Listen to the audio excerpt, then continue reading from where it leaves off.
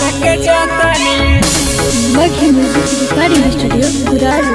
गाड़ी डायरेक्ट कैलाश लेके जातानी।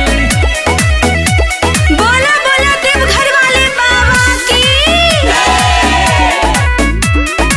Mix by Ajit Yaduvanshi. राजा गांजा मार के तू बाउर बड़ा हो, सही रूट ना कहीं और बड़ा हो। खबर रूट लेके जाता नीचे सुना अरे राजा गांजा मार के तू बाउर बड़ा हो, सही रूट ना कहीं और बड़ा हो। सुना बाबा के मैंने काया वास लेके जातानी, जोगिया के जोग वाला रोग में रमातानी। त गाड़ी डायरेक्ट कैलाश लेके जातानी, त गाड़ी डायरेक्ट कैलाश लेके जातानी। कैलाश लेके जातानी। बोल बम जय श्री, बोल बम जय श्री। गाड़ी डायरेक्ट कैलाश लेके जातानी।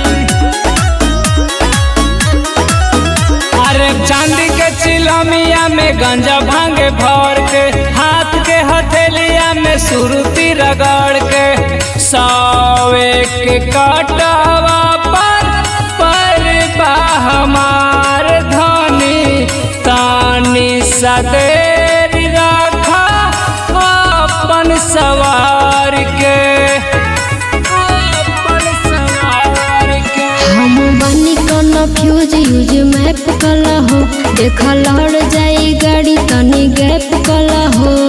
बुझनी सुना बानी गंजड़ी नहीं जितना बुझातानी, बाबा के ड्यूटी में बूटी उनकर खातानी।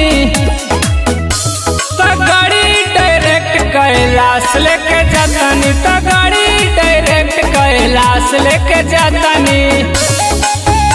कैलाश लेके जातानी।